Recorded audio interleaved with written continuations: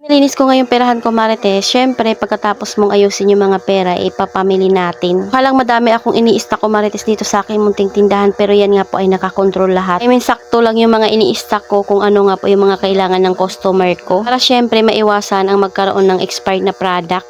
Kaya madalas lang din ako mamimili kasi malapit lang din naman yung grocery dito sa amin. Pero kagaya nito na lagpas 4,000 nga po yung pinang grocery namin, ay dineliver nga po ito sa amin kaninang umaga. Pero kagabi pa namin ito binili. Dahil cut off na nga po ng pag-deliver nung ng grocery kami. Ako na nga nag-aayos ng mga chichirya dyan. Ako naman nga po sa mga dilata, noodles at saka yung mga biskwit, nagre-refill na rin ako. Biskwit nga isa lang yung binili ko, yun nga po ay Oreo dahil yun lang yung natandaan ko na wala dito sa aking tindahan. Hindi ko na nilista dahil alam ko na nga po kung ano yung wala dito. Alam nyo ba dati ko, Marites, na pag hindi nga po nakakapasok yan si Jowa sa trabaho ay talaga naman laging kalbo na yung tindahan namin. Ilang years din talaga na naghigpit ako pagdating sa pera ko, Marites, para mabayaran nga po namin lahat ng utang. Nasabihan na nga ako na kuripot at kailangan din talaga daw mag-enjoy. Sa tuwing alam nilang nagkakapera ako ay hindi rin talaga ako basta nagagastos. Kahit anong parinig pa sa akin ko, Marites, hindi na talaga ako tinatalaban dahil lahat nga po ng hawak kong pera ay may nakaplano na. Pero sa tingin ko nagbunga din naman yung paghihigpit ko pagdating sa pera. Kahit hindi magpakapagod si Jowa sa trabaho, meron pa rin naman kaming natitirang savings. Tapos hindi na nga namin kailangang mangutang or hindi na namin kailangang ma-stress dahil mauubusan nga ng stock yung tindahan namin. Sabi nga enjoy daw namin yung pera habang meron kaming hawak na pera dahil habang bata pa. Pero yung nagsabi sa akin ngayon ko, Marites, tingnan nyo, abay nanghihiram nga sa akin kasi nga walang ipon. Hirap na lahat ng perang hawak natin ay gagastusin na natin dahil malakas pa tayo. Kailangang isipin natin yung future natin dahil hindi naman natin alam kung kailan tayo magkakasakit. Hindi ko naman sinasabi na kailangan paghandaan yung sakit na darating sa'yo. Opinion ka lang dyan dahil hindi naman natin alam kung kailan tayo magkakasakit. Meron tayong madudukot pag kailangan natin ng pera. Hindi pwede lahat ng perang nahawakan natin ay ginagastos natin kung saan-saan dahil sinasabi natin deserve mo, pinaghirapan mo. Tsaka na tayo magsabi ng deserve ko naman to kung mayroon na talaga tayong malaking ipon. Pero kung wala pa ay kailangan muna nating magsuksok ng magsuksok dahil hindi natin alam kung kailan tayo magkakaroon ng problema. Sa panahon ngayon ay hindi lahat ng tao ay malalapitan natin. Swerte na lang kayo kung meron kayong malalapitan tapos wala pang tubo yung perang hinihiram nyo. Panahon kasi ngayon hindi tayo pwedeng mag-demand na pahiram kahit alam naman natin na may pera sila dahil sila ay naghigpit sila ng sinturon para makaipon. Pero mahirap pagsabihan yung mga taong ang gusto lang ay mag-enjoy. Kaya nga nagtrabaho para mag-enjoy, para gumastos at para magkapera. O diba kung ganun na yung mindset, abay talaga namang wala ka nang magagawa dyan. Kahit ano pang sabihin mong salita na mag-ipon, abay wala nang talab yan sa kanila dahil ang nasa isip na nilang ay mag-enjoy sila ngayon. Tulong at nagsisend din talaga ako ng Gcash ko, Marites, sa mga tao. Kaya lang hindi ko na nga pinupost. Send sa akin ng bills ng hospital at medyo malaki iyon. Kilala ko din naman, kaya nagsend naman ako ng